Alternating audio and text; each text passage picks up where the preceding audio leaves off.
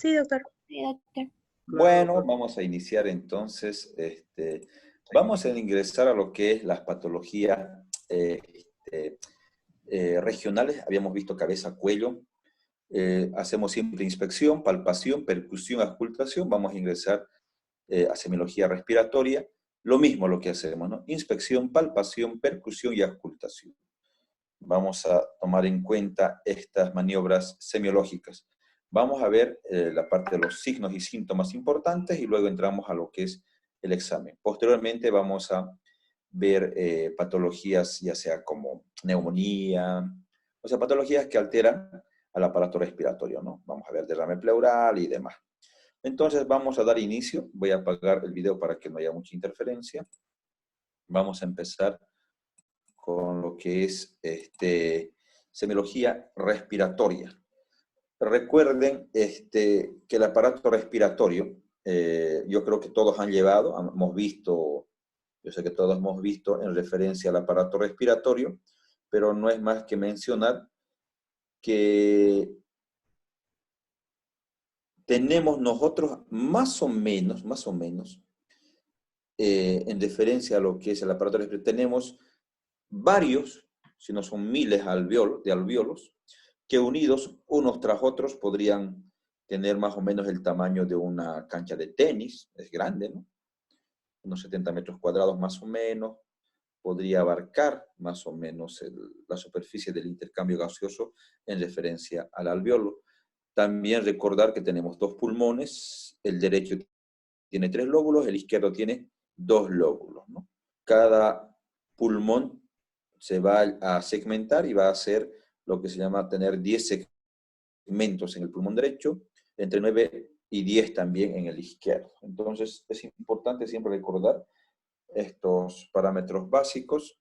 También indicar que en semiología respiratoria vamos a ver en la parte, o han llevado el año pasado, yo pienso, lo que es cuánto de volumen, cuánto de capacidad tienen los pulmones. ¿Alguien se acuerda? A ver, ya que estamos acá en introducción, ¿alguien se acuerda cuánto tenemos nosotros de, ¿cómo se llama? De capacidad pulmonar total? Uno cuando ingresa el aire, debe haber algún volumen que ingresa. ¿Cuánto es ese volumen? 5.800 el total, doctor. 5.800 ml. Ya, está bien. Entonces, más o menos se dice que la capacidad pulmonar total es aproximadamente de 5.800, va a ir va a ir 6, más o menos de 5.800 a 6 litros. En la mujer, claro, es un poco menos, pero más o menos para que nos demos cuenta que la capacidad pulmonar total tiene mucho que ver. ¿Alguien sabe cuántos volúmenes hay? Porque es importante recordar, ¿no? Hemos dicho que tenemos 2 pulmones, 4 volúmenes, doctor. 3 lóbulos en el derecho, 2 lóbulos en el izquierdo, los volúmenes. ¿Cuántos me dijeron? ¿Cuántos volúmenes? 4 volúmenes. Excelente. ¿Cuáles son? A ver, vamos. Volumen corriente, reserva inspirado, inspiratoria, volumen expirado y volumen residual. Ya, volumen de reserva inspiratoria, de reserva expiratoria, y el volumen corriente y el residual. Excelente, Sí. son los 4 volúmenes. Estos 4 volúmenes van a formar siempre capacidades en referencia a la unión de diferentes, por ejemplo, volúmenes van a dar, por ejemplo, la capacidad vital forzada, que es una de las más importantes, capacidad de vida. ¿Alguien se acuerda quiénes conforman esta capacidad de vida o capacidad vital? El volumen de reserva inspiratoria con el volumen corriente. y el volumen de reserva expiratoria. Ya, muy bien. Entonces, más o menos ya tenemos la idea bien concreta. Dijimos que hay 4 volúmenes. El volumen llamado volumen de reserva inspiratoria, expiratoria, corriente y residual. La capacidad de vida es lo que ustedes hacen normalmente. Ustedes meten aire, botan el aire, allí hicieron inspiración y expiración. Y lo que ingresa normalmente es el volumen corriente. Entonces ya tenemos los 3 volúmenes. Esos 3 volúmenes son lo que se refiere la capacidad de vida, o sea, capacidad vital. Esa, la suma de esos tres volúmenes. A ver, en este momento ustedes metan aire, boten y respiren normalmente. Entonces, tenemos los tres volúmenes. Esos tres volúmenes hacen la capacidad, repito, de vida, capacidad vital. Que posteriormente vamos a ver el tema de espirometría. En exámenes complementarios vamos a poder valorar esto. Se van a dar cuenta que vamos a poder nosotros analizar estos volúmenes mediante la espirometría. ¿Listo? Bueno, entonces vamos a ingresar a lo que es la semiología del aparato respiratorio. Recuerden ustedes que existe la historia clínica, que es lo más básico que tenemos nosotros que tener en cuenta. Recuerden también que algunos síntomas pero muy comunes que vamos a tomar en cuenta son la tos, hemóftisis, expectoración, dolor torácico, disnea, cianosis. Todo esto va a ir justamente de la mano con lo que es el examen físico. Inspección, palpación, percusión, auscultación. Para darnos un diagnóstico sindrómico de asma, derrame pleural, condensación, neumotórax y demás. Entonces, para poder entender, nosotros tenemos que tomar en cuenta esto. Tenemos que saber de que existe algún tipo de examen para poder llegar al diagnóstico clínico en este caso.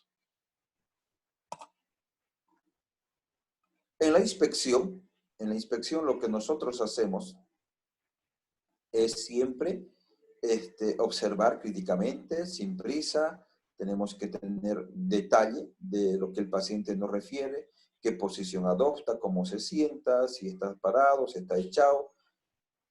Ver con detalle. Tenemos que preguntar nosotros si tiene algunos síntomas característicos, el 70%. Me parece que hay una marca de agua. Hay una marca de agua acá, ¿no? Sí, doctor. Sí. Pero hombre, ¿por qué esta marca de agua? Me parece que es porque... ahí creo que quieren ingresar. Del grupo es Barja Rachel. Sí, ¿no? Sí, doctor. Con razón, pues, ahí quieren ingresar. Por eso que vamos a ver.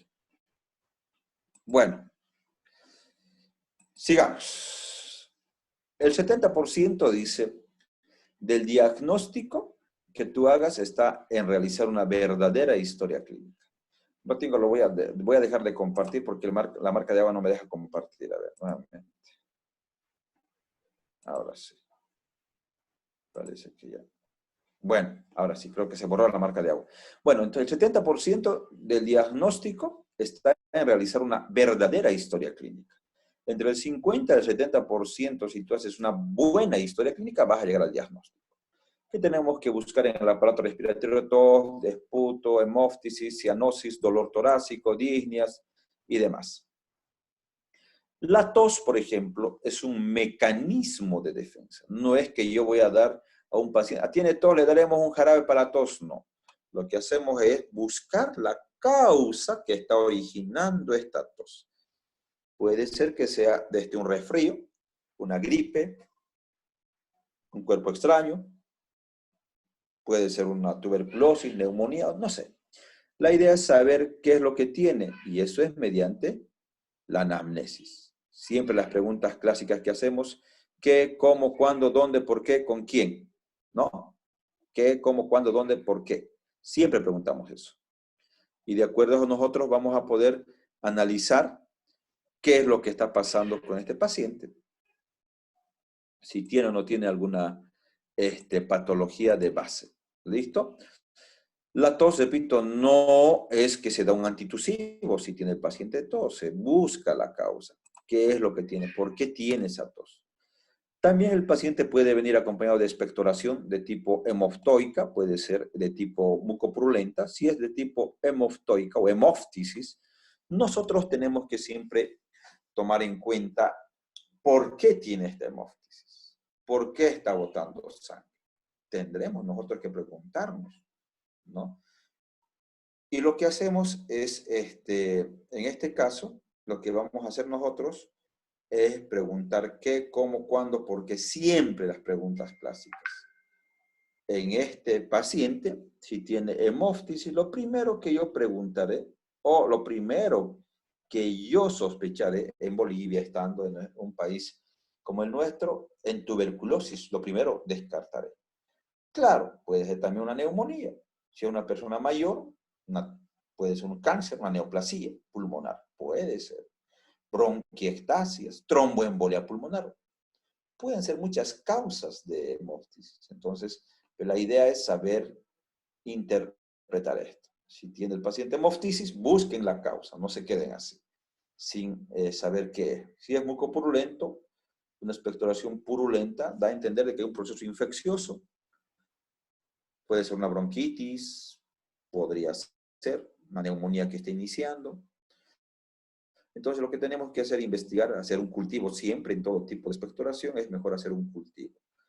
Entonces, si además de eso el paciente me indica o nosotros evidenciamos de que este tipo de expectoración es fétido, tiene un olor fétido, yo pensaré en la clínica, yo tendré que interpretar que ese paciente está con un proceso infeccioso por anaerobios. Anaerobios tendré que yo descartar. O sea, si es fétido, pensaré nomás en anaerobios, ¿no?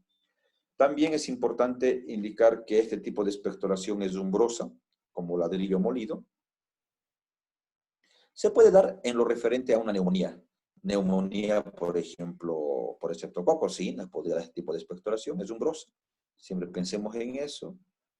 Una expectoración con estrías de sangre.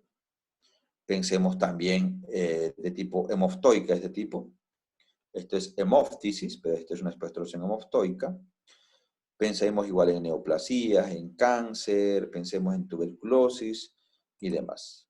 Pero también puede ser blanquecina, mucosa, como clara de huevo. ¿En qué voy a pensar? Voy a pensar en asma, probablemente. El paciente que tiene, por ejemplo, asma, el paciente va a referir tos cuando vuelca sur, cuando cambia de clima. Tos en la madrugada, paciente cuando hace ejercicio, cuando hace...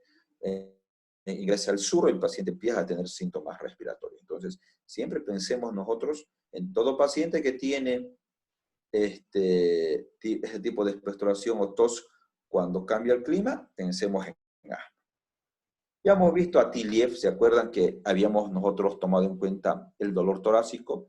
Para cualquier dolor, siempre hacemos la evaluación mediante Tiliev, aparición, tipo, intensidad, localización y radiación, factores que van a exacerbar la evolución del paciente. En conclusión, es lo que nosotros tomamos en cuenta todo esto para que el paciente veamos. Pero hay cierto tipo de dolores que ponen en riesgo la vida del paciente. O sea, no es que solamente tiene dolor y ya puede ser que sean cosas muy graves, por ejemplo, como infarto de miocardio. Puede ser también que se trate de una angina, un dolor precordial, un infarto pulmonar o tromboembolia pulmonar, una rotura de aorta, un derrame pericárdico, una mediastinitis, neumotórax espontáneo a tensión y demás. O sea que nosotros tenemos que tomar en cuenta a todo aquel paciente que tiene algún tipo de, qué sé yo, algún tipo de dolor intenso que no cede, pensaré en estas patologías porque es algo grave y el paciente se puede llegar a fallecer, puede llegar a morir, puede llegar a fallecer. Entonces, mucho cuidado.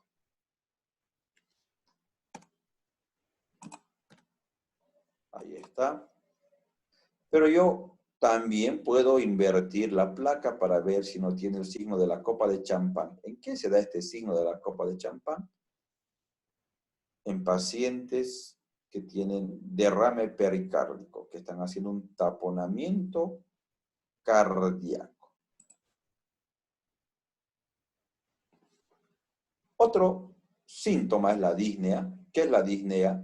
La disnea es la sensación subjetiva de falta de aire.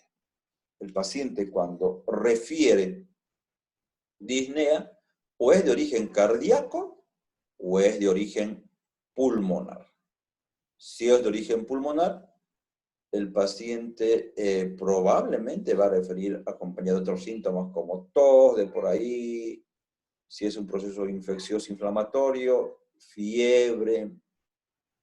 En cambio, si es un paciente con una patología cardíaca, va a ir acompañado de disnea, acompañado de edemas probablemente en miembros inferiores, probablemente no haya fiebre. Este paciente va a tener antecedentes de patologías cardíacas. Entonces, para diferenciar el tipo de disnea. En neumología, el tipo de disnea es comparativa.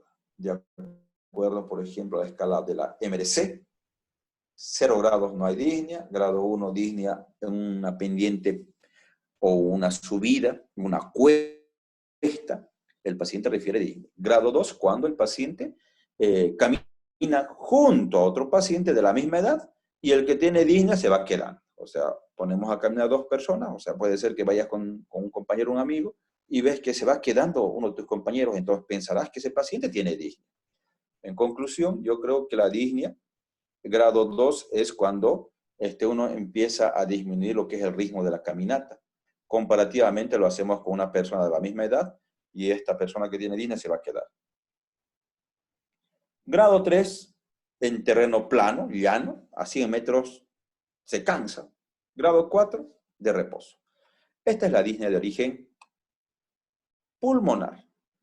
Pero la disnea de origen cardíaca, ¿se acuerdan que es de grandes esfuerzos, medianos esfuerzos, pequeños y de reposo?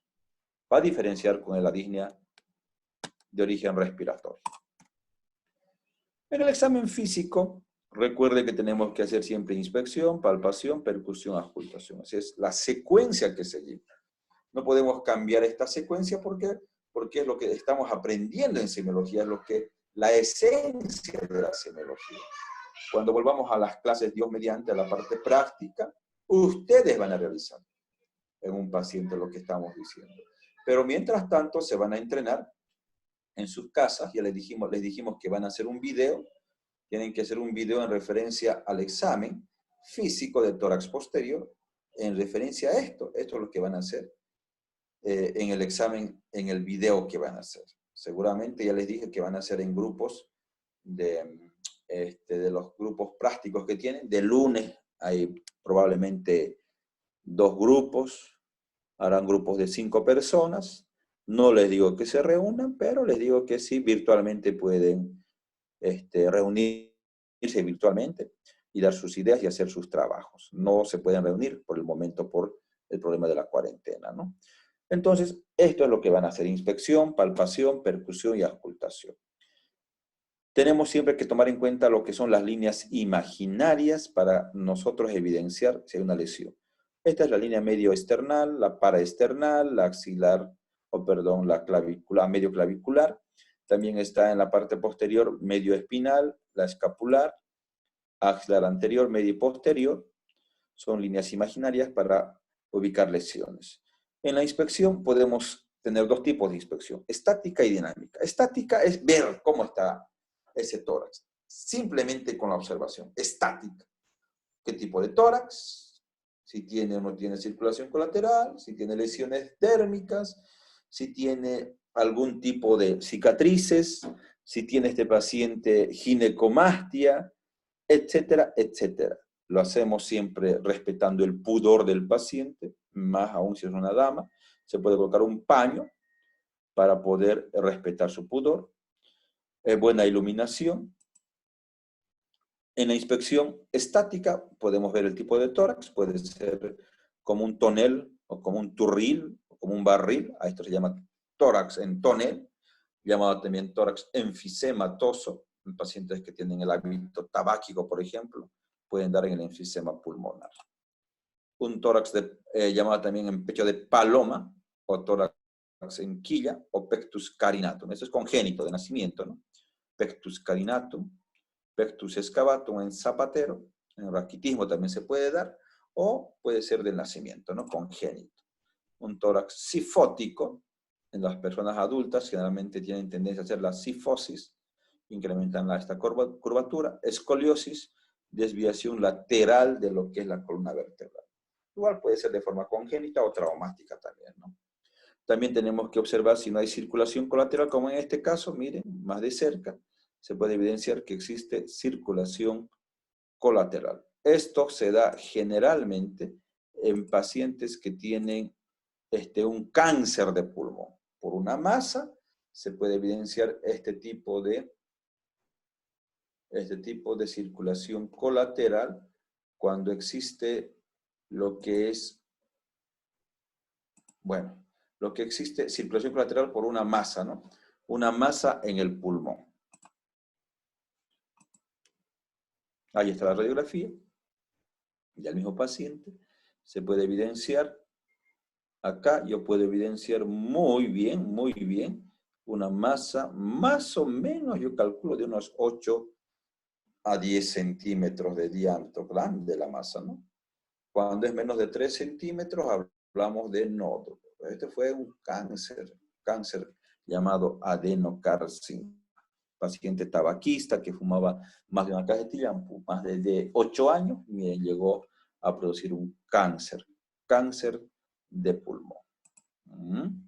Entonces, recuerden, es importante que nosotros tomemos en cuenta siempre a todos los pacientes, hacer eso, siempre.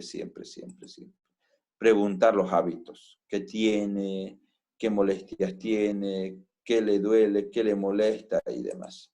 ¿Alguien quiere ingresar? A ver, vamos ya de una vez. Sigamos. Entonces, masa cuando es más de 3 centímetros, nódulo menos de 3 centímetros. ¿Hay alguien más que quiere ingresar nuevamente? ¿Quién es? Graciela Hidalgo. Bueno, sigamos. Entonces, eso es lo que pasa, ¿no? Cuando hay una masa. También tengo que ver si hay circulación colateral. Miren, esto se puede dar en un tumor, dijimos, de pulmón. Tengo que buscar si no tiene estas lesiones vesiculares, maculopapulovesiculares, que se da en el herpes, por ejemplo, telangiectasias. Si no tiene enfisema subcutáneo, que puede ser frecuente en neumotórax o en asma. Ginecomastia en síndromes paraneoplásicos se podría dar.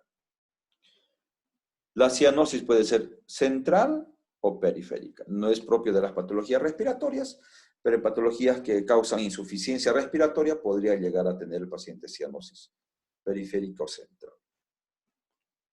Las uñas famosas en vidrio de reloj, llamadas también acropaquías, o también llamadas uñas en vidrio de reloj, llamadas también dedos hipocráticos. ¿En qué patologías van a ver ese tipo de dedos? Pacientes que tienen patologías respiratorias crónicas, como por ejemplo la fibrosis pulmonar, o en cardiopatías crónicas, o en hepatopatías crónicas, como la cirrosis hepática. Entonces, estos dedos, si uno ve estos dedos, o estas uñas, yo voy a pensar de que este paciente tiene, lo más probable, si es un problema respiratorio, es una fibrosis pulmonar. Pero también se puede dar en bronquiectasias pulmonares. O también se puede dar en un cáncer pulmonar. Entonces, pensemos en todas esas posibilidades. Recuerden, miren, estas uñas en vidrio de reloj, esto es lo normal. Aquí hay un ángulo, acá no hay un ángulo. Luego ingresamos a lo que es la inspección dinámica. Vale decir que nosotros vamos a ver al paciente qué tipo de respiración tiene, qué tipo de patrón respiratorio tiene. Tenemos que tomar en cuenta. La frecuencia respiratoria en el adulto es de 12 a 22 respiraciones por minuto. Menos de 12 hablamos de hablamos de taquipnea o de bradipnea. Taquicardia hablamos cuando está incrementada la frecuencia cardíaca y de bradicardia cuando está disminuida la frecuencia cardíaca. Cuando hablamos de que está incrementado el pulso, la frecuencia del pulso, hablamos de taquif. ¿Se acuerdan? ¿Se acuerdan cómo es la frecuencia del pulso? Taquipnea. Y cuando está disminuida, bradipnea. Entonces, en este caso, menos de 12 respiraciones por minuto sería... ¿Aló? ¿Se escucha, no? Hay una interferencia. ¿Me escuchan, no? Ya. Sí, doctor. ¿Aló, aló? ¿Me escuchan? ¿Se escuchan, no? Sí, Sí, doctor, sí. te escucho. Ah, ya, muy bien. Entonces estamos hablando de alteraciones de la frecuencia respiratoria. Menos de 12 respiraciones por minuto hablaremos. Si se corta, por favor, lo reinician nuevamente.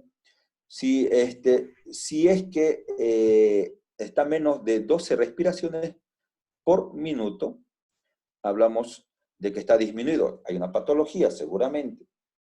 Pero si está incrementado más de 22 respiraciones por minuto, hablaremos de que el paciente tiene igual otra patología que puede ser una insuficiencia respiratoria o que el paciente está ansioso, ¿no? Hablamos de taquipnea o de bradipnea, dependiendo cuál sea. En los niños es diferente la frecuencia, ¿no? Al nacimiento, por ejemplo, puede llegar a ser 40, 50 y eso es normal. En los niños menores de lo que es de 5 años, todavía puede ser normal hasta 30 respiraciones por minuto, ¿no? Pero un adulto es entre 12 y 22 respiraciones por minuto, no se olvide. Me parece que se va